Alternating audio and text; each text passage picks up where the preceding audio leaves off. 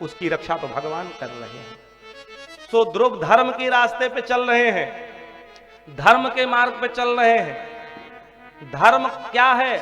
कहा धर्म जो है वो शास्त्र के अनुसार चलता है। ध्रियते इत धर्मः धार्यते इत धर्मः, जिसको संपूर्ण मानव मात्र एक स्वर में कह सके और धारण कर सके उसी का नाम धर्म है। और धर्म तो केवल इस दुनिया में एक ही है और वो है सनातन धर्म। बोले सनातन धर्म की जय। बाकी तो जितने हैं कोई पंथ है, कोई मजहब है, कोई संप्रदाय है, मार्ग है, लेकिन धर्म तो एक ही है और वो है सनातन धर्म।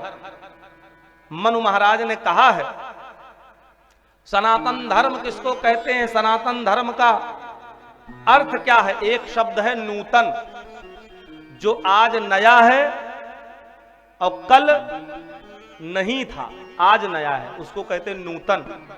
और एक शब्द है पुरातन, जो पहले था आज नया है, उसको कहते हैं पुरातन। और एक शब्द है सनातन, जो कल भी नया था, आज भी नया है और कल भी नया रहेगा, कभी पुराना ही नहीं होता, उसका नाम क्या है? सनातन। सूरज को कौन पुराना कहेगा? कोई है कहने वाला जो कह दे सूरज पुराना? रोटी को कौन पुराना कहेगा? 50 साल से रोटी खा रहे हो, रोज दाल चावल रोटी सब्जी खाते हो, कोई कहता चावल पुराना हो गया, रोटी पुरानी हो गई, बदलो कोई और आइटम लाओ। सूरज रोज निकलता है, रोज नया नया निकलता है, रोज ढलता है और रोज निकलता है। जैसे सूरज नित्य नया है, नवीन है, उसी प्रकार सनातन धर्म भी पहले नया था, आज नया है और कल भी नया रहेगा, उसी का नाम है सनातन धर्म।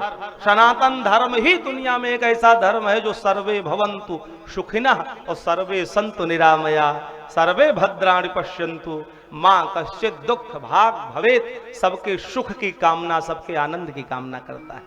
हमारा सनातन धर्म वसुधैव कुटुंबकम की भावना रखता है। संपूर्ण संसार ही हमारा परिवार है। इतनी विशाल संस्कृति को लेकर के चलने वाला ये दुनिया में कोई धर्म हो सकता है तो वो सनातन धर्म ही है। लोग अपने अपने पंथ मजहब संप्रदाय की बात कहते हैं, मेरे पंथ मजहब संप्रदाय वाले सुखी हो, आनंदित हो, बाकी सब दुखी हो। लेकिन हमारा सनातन धर्म तो सब की बात करता है। कोई अपना हो, पराया हो, शत्रु हो, मित्र हो, अमीर हो, गरीब हो, जीव जंतु पशु पक्षी हो, जीव मात्र के कल्याण की भावना रखने वाला ये हमारा सनातन धर्म है। और सनातन धर्म का मुख्य तत्व धर्मस्य त्रिस्कंदा यज्ञ अध्ययन दानानि, यज्ञ और वेदों का स्वाध्याय और दान, ये सनातन धर्म के प्राण है। और इस संसार में, इस दुनिया में यदि कोई सबसे पुराना धर्म ग्रंथ है सृष्टि के आदि से लेके, तो सबसे पहली पुस्तक इस संसार में कोई आई तो ऋग्वेद की पुस्तक है। ऋग्वेद है, उससे पहले संसार में कोई पुस्तक नहीं थी, कोई धर्म नहीं था, कोई संप्रदाय नहीं था, कोई पंथ मजहब नहीं था।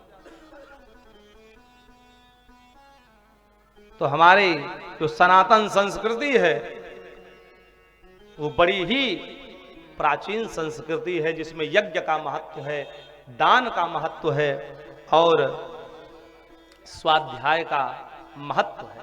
स्वधर्मे निधनम श्रेया पर धर्मो भयावह, अपने धर्म में मर जाना श्रेयस्कर है, दूसरे धर्म में राजा बनने की अपेक्षा।